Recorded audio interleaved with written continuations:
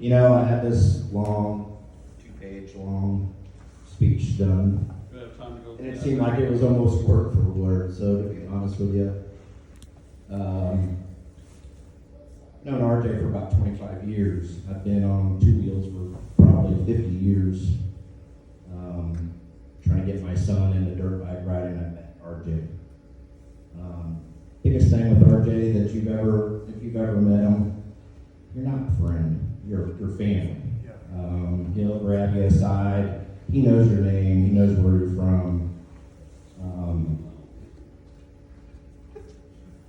If he's got anything to say, whether it be good or bad, he's going to tell you. Biggest thing, he's always got a cold Coors Light for you. Shot of Fireball. Nasty rumor. But anybody knows RJ, like I say, the Harley Davidson story he's told me a million times, sitting around the fire, drinking a cold beer, talking about the Harley with no suspension, and upgrading bikes, and to think that I was probably 5 when he was doing all this. When he asked me told me about he was getting inducted, I thought, I figured he was grandfathered in, to be honest with you, as old as he is, and as long as he's been around, I figured he was probably on the board already. And, All right, Frank, time's up.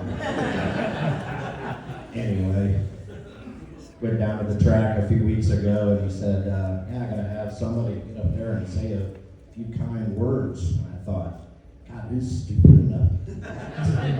My kids don't want to do it. Frank, you want to do it? I guess I'm stupid. But no, to be honest with you, I can't say enough about this guy. He's done so much for the sport.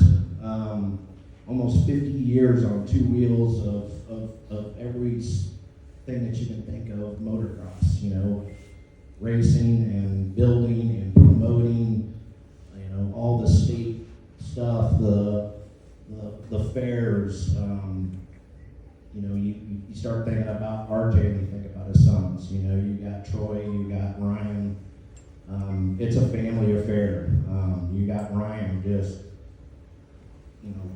bleeding his heart out for this sport to keep it alive, and it's not for him.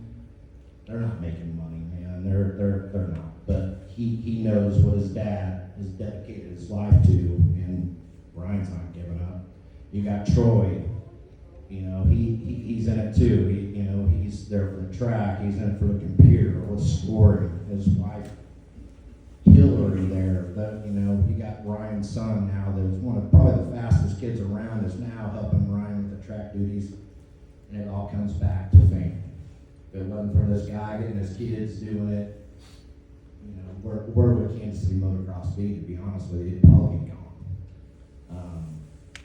To think that I got into it thinking I'd have fun riding bikes. I raced BMX for years. I raced Pinky I didn't even recognize him until they called him up, and I went, I used to race that guy at Raytown and Blue Springs forever. Yeah, I saw Snake's name come up, and I thought, I used to race that guy too. But anyway,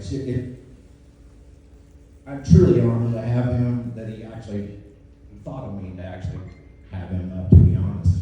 And then to come down and see these guys, and see guys that I've watched race for years, Joe and Jeff, and now, like I say, Pinky and stuff. It's an honor to be up here to get this guy, but I keep going back to family, man. You still got his whole family's out that track pouring their heart into it, and it all comes from this guy. And to think of all he's been through, losing fingers and everything, and still doing it. Don't tell him about his bar stories where he taps his finger on the bar for the waitress. Anyway, honored to have him, to come up here and say a few kind words for him. And yeah, he deserves every bit of it. I was surprised he wasn't in the first year. But now we got years to come. Ryan and Troy are next.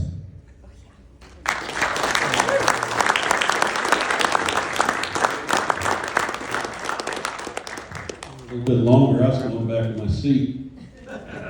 He forgot to tell you guys that he's now riding an electric motorcycle. So sorry for you. Thanks a lot.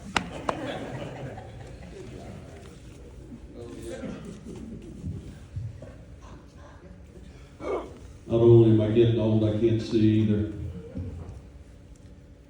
I am going to read right off of this. I'm not good enough. I have a hard time remembering my own name, so bear with me.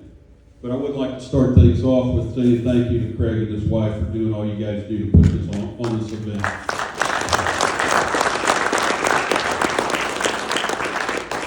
I'm so honored and humbled to be asked to join such a great group of inductees into the Missouri Motocross Hall of Fame. As probably a lot of you know by now, I'm probably more known for promoting than I did racing, but I did start out racing, and I raced for 10 years doing that. I started racing in about 1973 on a 125 Husky. I raced that bike for a season. Then I decided, like Craig said, I need to go faster, so I jumped on 250s. Raced them for 3 or 4 years, but I think I pushed them back to the pits more than I finished. I broke a lot of frames, a lot of wheels, and pretty much everything else on the stupid things. So I moved to Yamaha in 1977 or so and finished out my racing career on a Yamaha. I did work my way up to the A class, and like Craig said, I even filled out the paperwork to get my pro license. But before that could happen, I broke my femur at agency, and back then they didn't just put a rod and screws in your leg and send you home. I was in a full-length cast from my ankle up to my butt cheek in the middle of summer for 6 months. So, man, that was a lot of fun.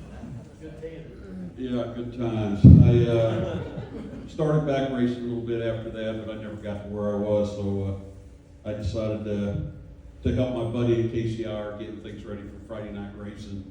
And like Craig said, one day in the middle of the week, getting things ready for the Friday nights at the drag strip. He told me he was going to the lake, and I said, great, who's running things? And he looked at me and said, you are. And I said, okay. So I got through that night, and like Craig said, he never came back. And I guess, like they say, the rest is history. But it's been a good time, so I'm glad I made it there.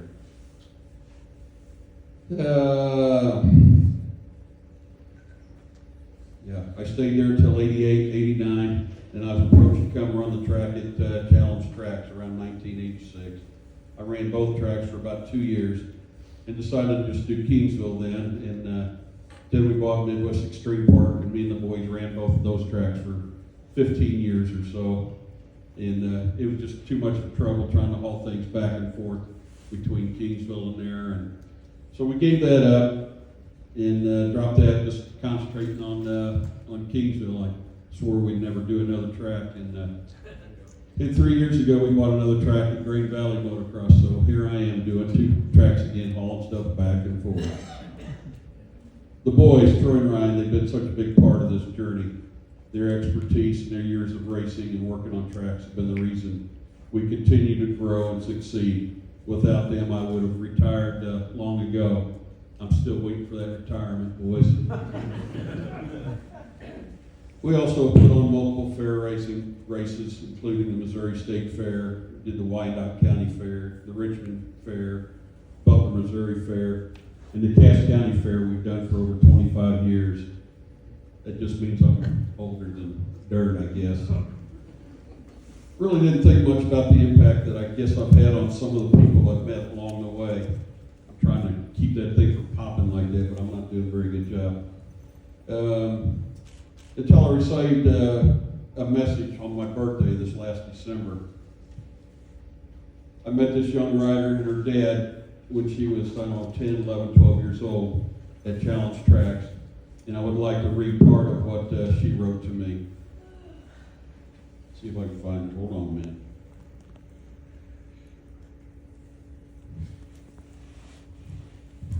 All right, that was easier than I thought it was going to be. She starts out, happy birthday to the baddest man alive. Her words, not mine. And one of the most meaningful in my life story. maybe a small thing to you, but you had a profound role in realistically altering and determining the course of my life. Great.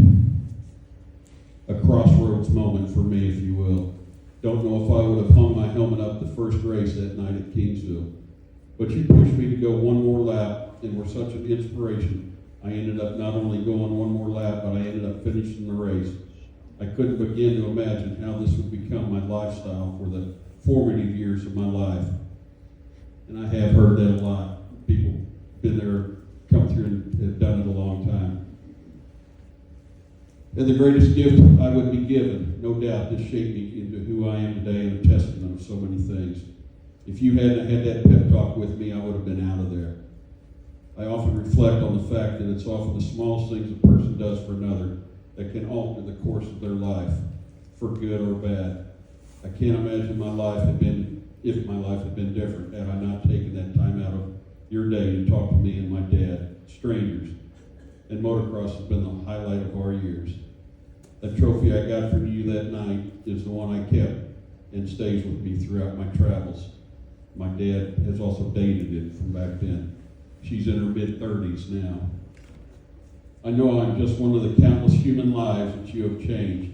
It's wild because I know it's impossible for you to conceptualize the remarkable impact you've had on the lives of more than you know.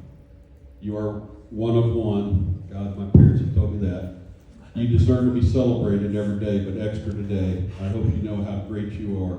Thank you for changing my life. I wouldn't be who I am today if it hadn't been for you. And I finish up by saying, so I guess the last 50 years, I've been doing this for 50 years. Hard to believe that until I look in the mirror and see how old and fat I'm getting.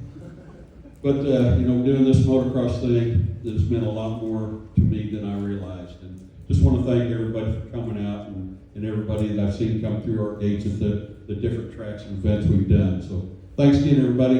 And congratulations to everybody.